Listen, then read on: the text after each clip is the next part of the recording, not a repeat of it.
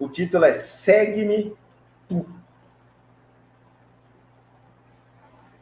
Está no Evangelho de João, capítulo 21, versículo 22.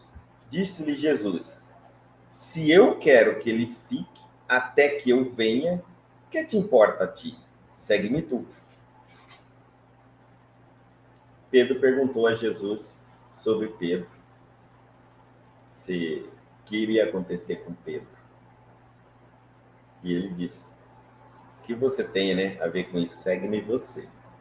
Então ele vai falar assim: nas comunidades de trabalho cristão, muitas vezes observamos companheiros altamente preocupados com a tarefa conferida a outros irmãos de luta.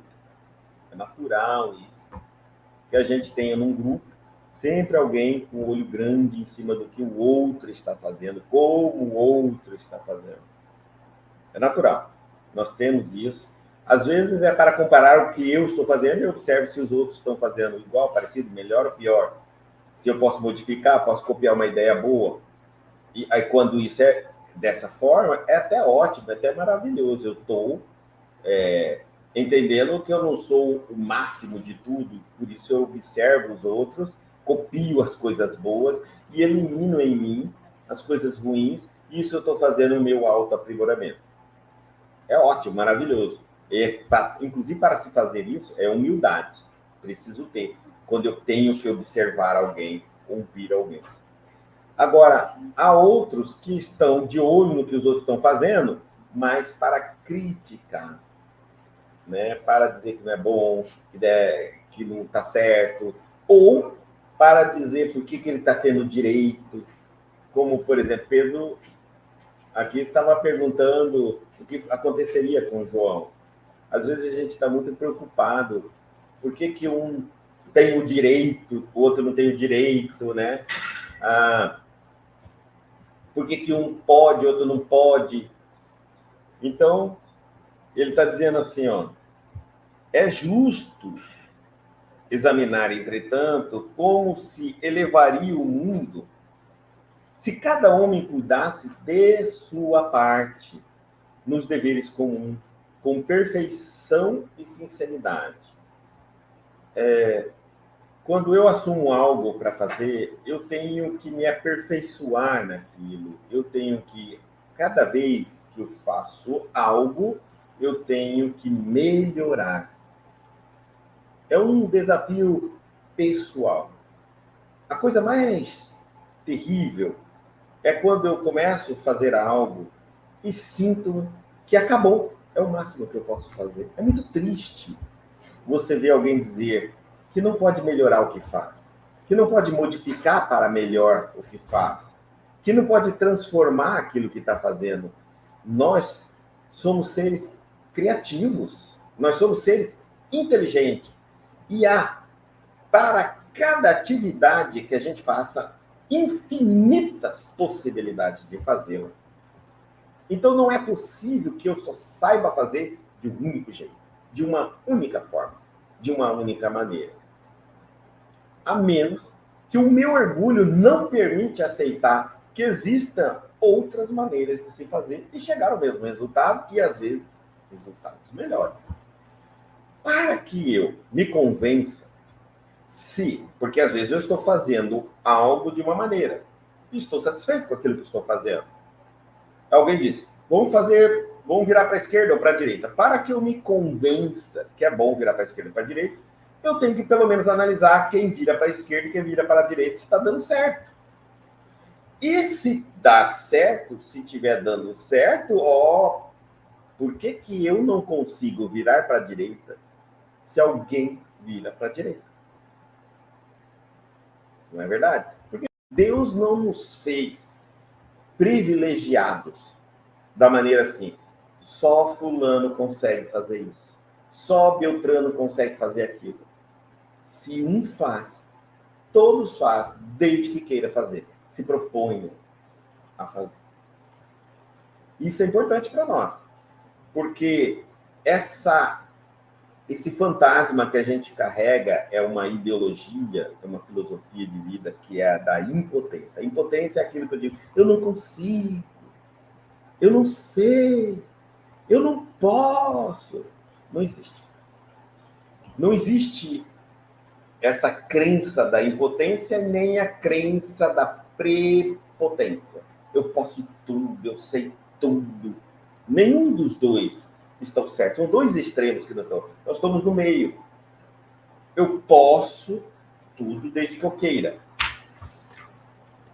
Eu não vou conseguir se não me esforçar. E o que determina se vale ou não a pena me esforçar? O resultado. Diante do resultado, é inquestionável as minhas dificuldades. Eu me dou por vencido. Pode ser que a forma de fazer é mais chata, é mais difícil, mas proporciona mais resultado. Vamos fazer. É assim que funciona.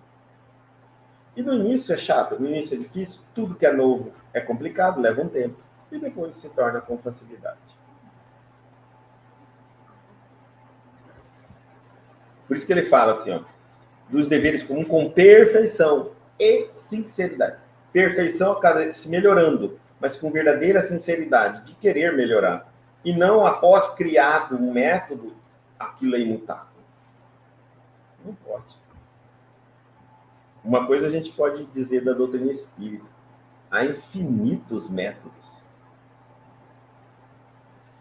Algum de nossos amigos foi convocado para obrigações diferentes? Está falando assim, às vezes um é convocado por uma função, outro é convocado por outra função, outro é convocado por outra função. Está perguntando, foi convocado para função diferente?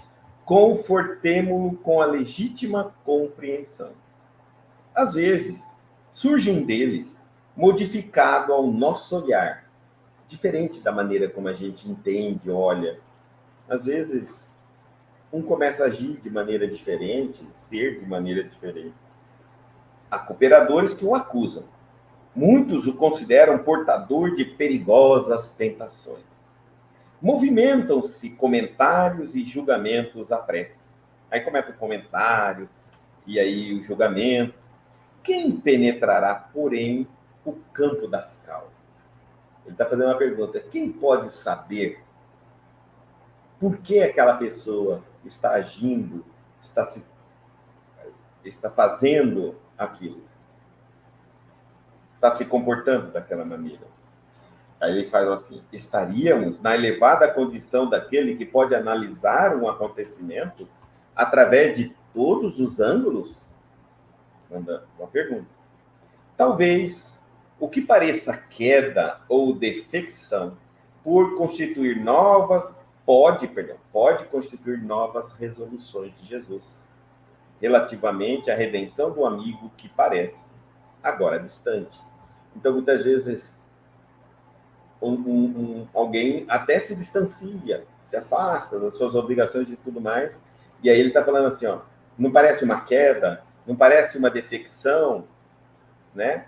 Mas pode ser que seja a vontade de Jesus. Jesus tomou uma resolução e o convidou a fazer uma outra coisa naquele momento. E aí, isso é relativamente à redenção do amigo. É para o bem daquele seu companheiro. Apesar de, aos nossos olhos, não parecer que é para o bem. Então, se ele se afasta, se ele se distancia, se ele é chamado para cumprir uma determinada função, não tem problema. O bom pastor permanece vigilante. Prometeu que das ovelhas que o Pai lhe confiou, nenhuma se perderá. Então, não se preocupe. Está na mão de Deus. Está aos cuidados de Jesus, mesmo se nós estivermos enxergando como ele está. Convém, desse modo, atendermos com perfeição aos deveres que nos foram deferidos. Cada qual necessita conhecer as obrigações que lhe são próprias. Independente como está agindo seu irmão, um companheiro, você deve continuar cumprir suas obrigações. Ó, para isso, que lhe são próprias, né? Para isso, você deve conhecer quais são as suas obrigações. tá? Por quê? Ele está falando assim, ó, nós somos o rebanho do Cristo. Ele está de olho no rebanho dele. Quem tem que tomar conta do rebanho dele é o Cristo. E nós cumprimos a nossa obrigação, né?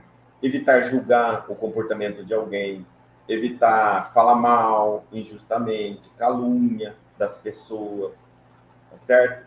Nós não sabemos a vida de ninguém profundamente. É importante. Quem somos nós para julgar alguém? Nós não conhecemos a vida de ninguém. Mesmo quando alguém nos conta um determinado problema, ele está contando uma pequena parcela da vida dele. Ele não conhece, ninguém conhece a vida de ninguém profundamente. Então a gente deve evitar julgar, deve evitar falar mal, comentários e tudo. Às vezes, essa pessoa está sendo chamada a serviço do Cristo. Nesse padrão de conhecimento e atitude, há sempre muito trabalho nobre a realizar. Ele está falando, olha, nesse padrão, nós temos muitas coisas para fazer. Muitas, muitas. Há sempre muito trabalho nobre a realizar. Porque a gente falha muito, então tem muita coisa boa.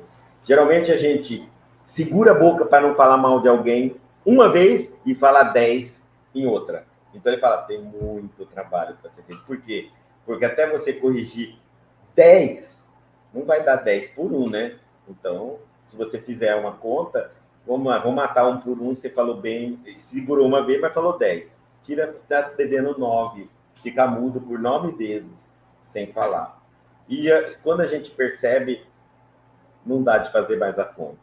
Nessa vida, a quantidade de vezes que a gente já falou mal de alguém, quando a gente faz as contas, fala, nem que eu não falar mais nada, eu ainda morro devendo.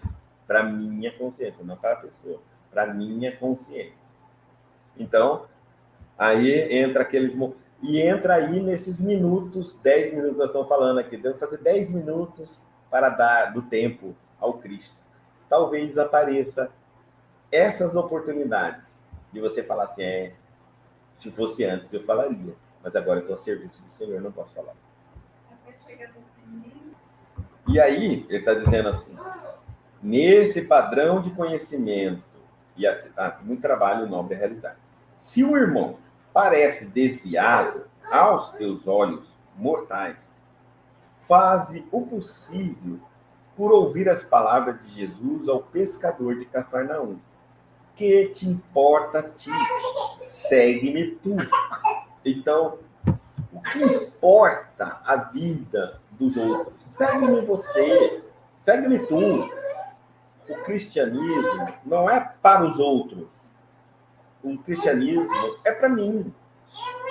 A Evelyn fala na aula dela que quando ela foi começar a dar aula, a ideia deles era que ninguém seguisse a Evelyn, e sim Jesus. Ela estava ali para ensinar o Cristo, né? A doutrina espírita.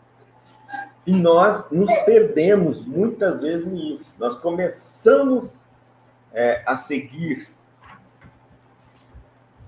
o Jesus e daqui a pouquinho nós estamos seguindo pessoas, querendo saber da vida de pessoas, os pormenores da vida das pessoas. Mas nós não estamos aqui para fazer propaganda, bem ou mal, de pessoas, e sim para falarmos do Cristo, dos ensinamentos de Jesus. E se queremos bisbilhotar a vida, bisbilhote a vida de Jesus. Vira ela do lado avesso. Comente sobre ele e sobre a vida dele, com quem você quiser, da vida de cada apóstolo que você quiser. Fala à vontade, mas não fala nada que não seja deles. Pois estamos reunidos sempre e nos reunimos sempre para falar deles. Isso é importante. A partir do momento que eu me perco nisso, é quando eu abro uma janela, uma porta, escancaro um portão para que as obsessões entrem. Porque, se formos pensar, ninguém tem uma vida perfeita. Então, não é o momento de falarmos, de refletir, de julgar, de analisar, de comentar. O objetivo é o que está ensinando na escola cristã. É cristianismo? É. É verdade? É. Serve para mim? Serve. É isso. Eu vou na escola comum. Numa escola comum. Vou na escola. O aluno vai na escola não para saber da vida dos professores, do diretor, das faxineiras, da vida dos profissionais da escola. Ele está indo ali para aprender matemática, português, ciência, geografia. É isso. E dali, eles podem se reunir 1 milhão de vezes para falar sobre o que eles estão aprendendo através de seres humanos, que são os professores. Falar dos professores já é fofoca. Porque não importa quem é o professor. Ele está ensinando matemática. Ele é professor de quê? De matemática. O que ele está ensinando? Matemática. A matemática está certa, é isso que nós vamos ter que aprender daqui. Se a matemática estiver errada, ele pode ser um santo, não serve. Mas se a matemática estiver certa e ele for um bebum, for terrível, for uma pessoa grossa, bruta, estúpida, mas na hora de ensinar matemática ele é o melhor professor de matemática, ele é bom professor de matemática. Incontestavelmente. E nós acabamos misturando muito as coisas, né? É importante eu entender que, para mim, o que eu busco? Eu busco um espiritismo. Eu busco a doutrina do Cristo. Eu busco a doutrina do amor. Eu busco conhecer os ensinamentos de Jesus. Ótimo. Mas não espera que será um ser perfeito a fornecê-lo. Porque não será um ser perfeito. Nenhum de nós nessa terra somos perfeitos. E isso é maravilhoso. Nós vamos nos tolerando e vamos percebendo que até a flor do pântano, ela é cheirosa. Ela está num lugar podre, de água infectada, mas ela é maravilhosa, né? Até no deserto existe a rosa do deserto, que é maravilhosamente linda e perfuma o deserto. Então, onde não tem um lugar horrível também para se ter flor, e lá tem. Então, que maravilhoso a gente vê o cristianismo brotando num grupo de seres imperfeitos, sai a flor, os ensinamentos do cristianismo. É isso. Esse é o milagre do amor, né? Se fôssemos perfeitos, não estaríamos nem aqui. Cada um já teria uma função para estar trabalhando em algum pântano, em algum deserto. Porque os espíritos perfeitos, eles não estão reunidos para ficarem se gabando de perfeição. Eles estão trabalhando para o equilíbrio do universo nos locais que necessitam dele, que são os locais desequilibrados. Os umbrais. Então, por isso que a gente fala, que Chico Xavier falava assim, centro espírita do umbral. Né? É o céu. Centro espírita, quem espera ir para o céu vai. O centro espírita do umbral. Porque o espírito evolui para auxiliar os seus irmãos. Então, ele vai para onde? Para o centro espírita do umbral. É o local onde precisa de socorro. Trabalho, ocupação. O trabalho não é um castigo, o trabalho é uma ocupação de servir ao Senhor, como Janete falou. É o momento em que eu estou servindo ao Senhor. Mesmo quando eu sirvo profissionalmente, eu estou servindo ao Senhor. Intelectualmente, eu estou servindo ao Senhor através da minha coordenação motora. Eu estou servindo ao Senhor através do meu foco, da minha atenção, da minha criatividade. Eu estou doando um tempo da minha vida sagrada, do tempo material de existência minha nessa vida, material, ao Senhor. Quer dizer, tudo é uma oferenda. A minha vida passa a ser uma oferenda. Então, voltando, mostrando que a lição anterior, que é o tempo, ela ainda está presente aqui até na segunda. Segue-me Ele está falando, ou seja, não fiquemos no momento presente preocupado com o outro, o que o outro está fazendo ou deixando de fazer. Fiquemos focados para que o que estamos fazendo se faça da melhor forma. E se faça assim, ó, sempre aberto a mudanças. Isso é muito importante. O próprio tempo elimina as coisas que não se modificam, que não evoluem, que não se transformam. Pois a própria genética já seleciona os genes de maior adaptação, que são as modificações, as adaptações. Eu lembro quando eu comecei o espiritismo, tudo era palestra, data show, não existia. As palestras tinham que ser em pé, num local, e ali você ficava falando alto, já tinha microfone, mas era muito difícil um centro espírita ter microfone, você tinha que ficar gritando. Depois veio o microfone, e aí nós passamos para falar no microfone. Depois veio o data show, fantástico.